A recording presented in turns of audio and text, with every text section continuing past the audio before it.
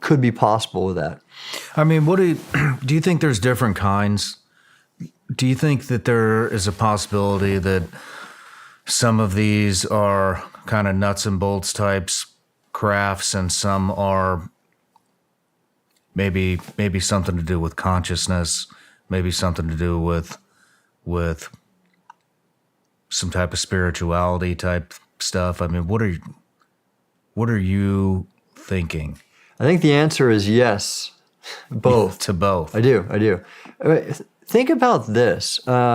So again, evolution. If we technology-wise walk our species forward 1,000, 1,000,000 years, my gosh, I mean, what will we have? I told you earlier, I was the last Naval Academy class not to have a computer. I wrote papers on an actual typewriter. Mm-hmm. Now, with one of these, I can access everything that humankind has ever discovered just with a few clicks. Mm-hmm. So think about, what about that? So with that in mind, it could be anything. So think about the evolution of both technology and the human brain and thought. So I accept our consciousness as what it is, but what about that evolving too? Think about that. A more highly evolved species will have a more highly evolved consciousness. We're not Neanderthals anymore. We're something we think is higher, and I think that's true. Walk that 1,000, 1,000,000 years. Then what are we going to be like? So I think that's, and Diana Pasulka does a great job looking into that consciousness aspect of it, because then you're also bordering, or you're really overlapping with religion now.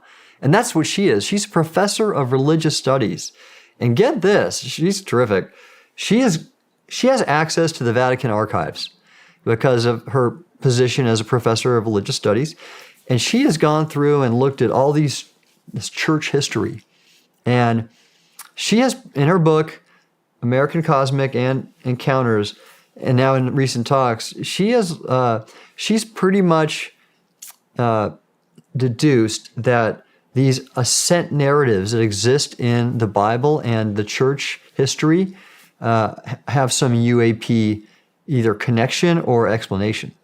So Diana, in her book, Encounters, and then American Cosmic, and then some of her talks later, she's looked at some of the church's history and writings from biblical scholars, and she has found that there are examples of apparitions, or what they call ascent narratives, that are indicative of actual UAP, so encounters. So for example, there's this really famous story of Saint Francis of Assisi.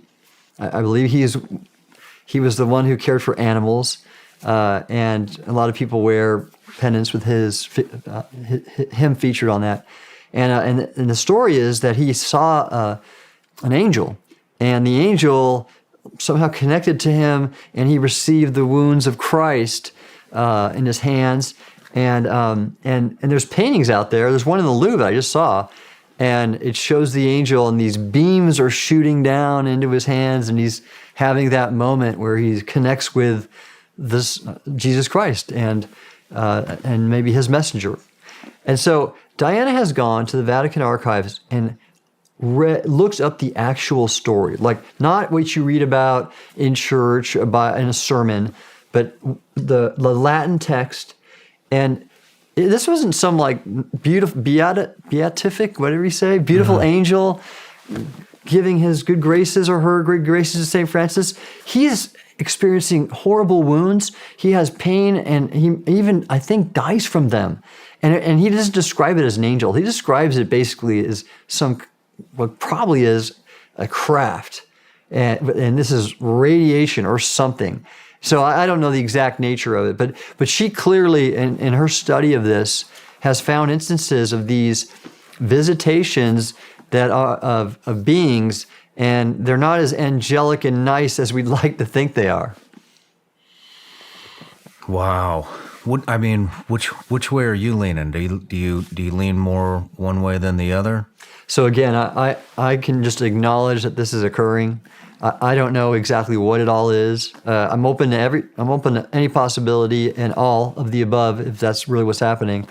I can speak to only what I know and what data I see, and that's why we need to keep moving forward with research and more universities coming on board and studying this. And me at my level, I want the national academies, who I'm on one of their boards, as well as the White House, I'm on one of their advisory committees. I want them to start taking this stuff seriously and put together the best scientists in the world to get at it.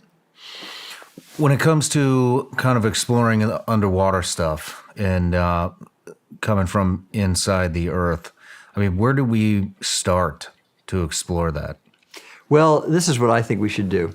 So we already have a pretty active exploration effort nationally with my former agency, NOAA, and they coordinate with others. For example, that one program I mentioned with a dedicated ship and with ROV. We also end up funding other groups. My friend Robert Ballard, discoverer of Titanic, he has his own group called the Ocean Exploration Trust and his own ship. And so NOAA funds him. They fund a few others. And then you have universities doing some of this work too. And then you even have people in the private sector looking for oil and gas. I think what we need to do is harness that ongoing effort nationally and globally of exploring our ocean and ensuring that UAP, these underwater objects, are a part of the research targets and agenda. Because right now, no one's looking for them really. No one considers them worthy of scientific study. So when a ship goes out, they don't say, we're going to study plankton and maybe some undersea vents, and we're going to look for UAP. They don't do that. In fact, here's a good example, and it's in this paper I wrote for the Sol Foundation. Richard Dolan, in his book, that's not yet been published, but I looked at the draft, he cites a story reported in a Navy log. The USS Maury, I think it was 1946, reported, and they were a bathymetric survey ship. They were using sonar to map the seafloor. And they had primitive sonar back then. They only had an echo sounder, which is like one beam looking down. Now we have a multi-beam, which is sort of like a fan. It can do a lot more mapping.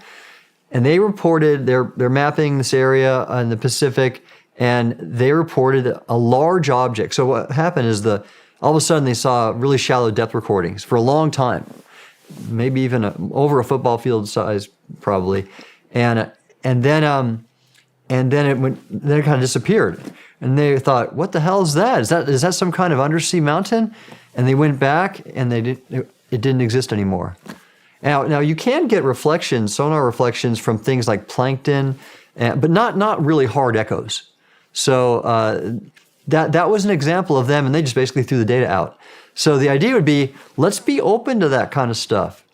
And by the way, again, I know of classified data where you could see the stuff in imagery. So we should be using all the things we have. Overhead that looks at the ocean, like NASA has satellites that look at the ocean. So does NOAA. We should be taking everything we have, ships, and just, I guess, opening the aperture to not just study the Earth and the ocean, but to look for UAP too.